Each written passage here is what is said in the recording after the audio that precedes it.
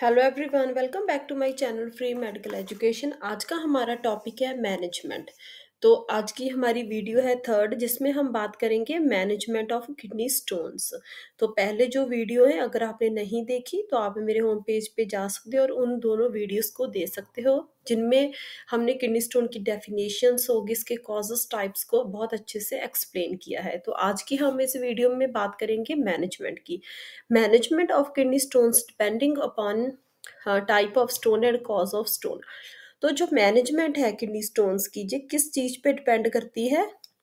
Stone किस type का है और उसका क्या कॉज है।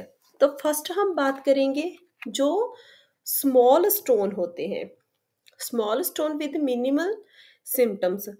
पहले हम बात करेंगे जो स्मॉल स्टोन है, मतलब कि जो 5 mm तक के हैं, उनको कैसे मैनेज किया जाता है। जो स्टोन्स 5 mm तक होते हैं, या उनसे कम होते हैं, उनको तो कोई सर्जरी की रिक्वायरमेंट नहीं होती।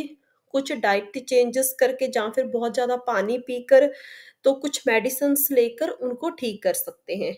पर जो 5 mm या 10 mm तक के भी उनके बीच में भी होते हैं, उनको 50% हम मतलब डाइट से, अच्छे से ड्रिंक करना वाटर और मेडिसिन से ठीक कर सकते हैं। पर कई स्टोन्स हैं जिनको हम सर्जरी की रिक्वायरमेंट होती है, या फिर जो 10 mm से ज़्यादा है उनको भी सर्जरी की रिक्वायरमेंट होती है। Most small stones would not require surgery, these may be pass bye.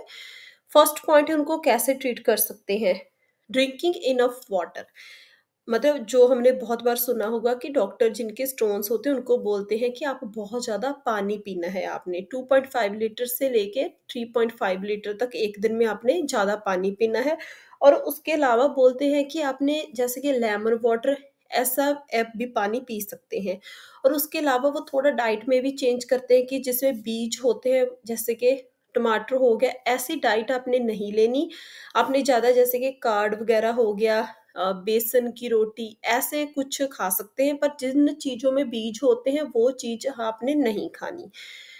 फिर आ गया मेडिकल थेरेपी, जिसमें हम पेन रिलीफ जैसे कि ब्रूफन या नेप्रोक्सिन, जिनके भी किडनी स्टोन्स होते हैं, या फिर हमारे कई बार रिलेटिव में होते हैं, या फिर हमने हॉस्पिटल में देखे होते हैं, हमारी क्लीग्स के होते हैं, आपने देखा उनके बहुत ही ज़्यादा बुरी वाली पेन होती है, बहुत ही ज़्यादा बुरी वाली।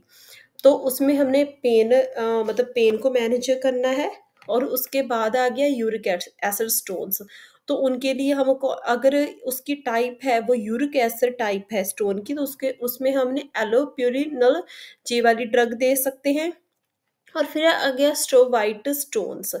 तो हमने पहले टाइप्स में बात की है कि जो स्ट्रोवाइट स्टोन्स होते हैं वो कैसे कॉज होते हैं? इन्फेक्शन से। तो इन्फेक्शन कौन सी आ गई? जैसे कि यूटीआई, यूरिनरी ट्रैक इन्फेक्शन। तो उस केस में अगर इन्फेक्शन आ गई, तो उस केस में हम पेशेंट को देंगे एंटीबायोटिक्स। तो स्टेरॉइड को जो स्टेरॉइड स्टोन्स होते हैं उसमें पेशेंट की जो इन्फेक्शन है उसको कंट्रोल किया जाता है, और अगर इन्फेक्शन कंट्रोल होगी तो स्टोन अपने आप ही चला जाएगा।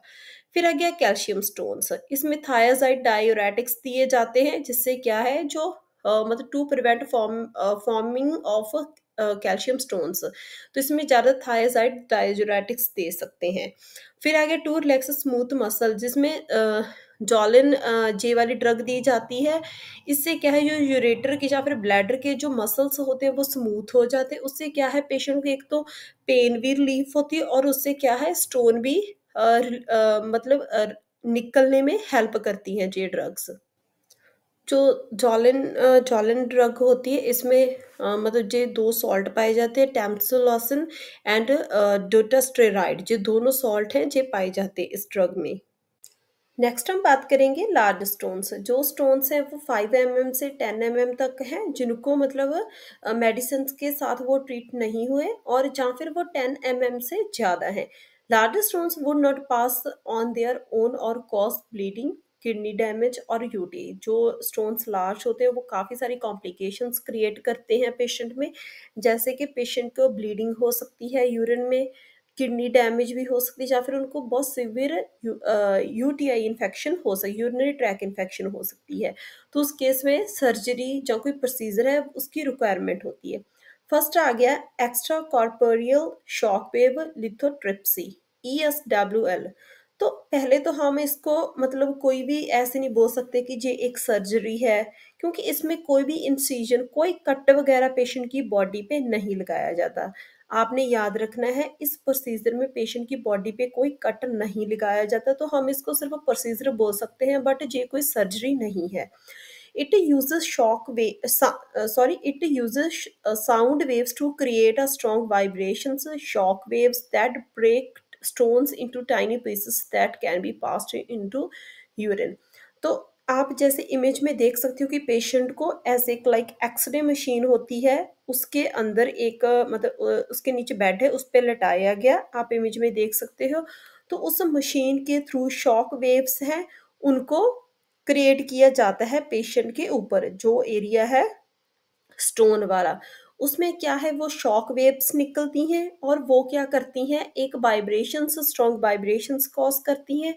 उससे क्या है, उसका जो सीधा इफेक्ट है वो क्या होता है, जो स्टोन होते हैं वो छोटे छोटे टुकड़ों में टूट जाता है, और उसके बाद जो टूटे हुए उसके टुकड़े हैं, उनको मेडिसिन्स दी जाती है और उसके थ्रू वो यूरिन से निकल जाते हैं। तो इसमें मेनली प्रोसीजर में क्या हुआ, पेशेंट को लेटाया गया एक मशीन के अंदर, वहाँ पे क्या है, शॉक वेव्स आई और उसमें क्या है, स्ट्रॉन्ग वाइब्रेशंस क्रिएट हुई और जो स्टोन है वो छोटे-छोटे टुकड़ों में टूट गया, और टूटने के बाद उसको यूरिन के थ्रू निकाला जाता है और कुछ मेडिसिन्स भी दी जाती हैं।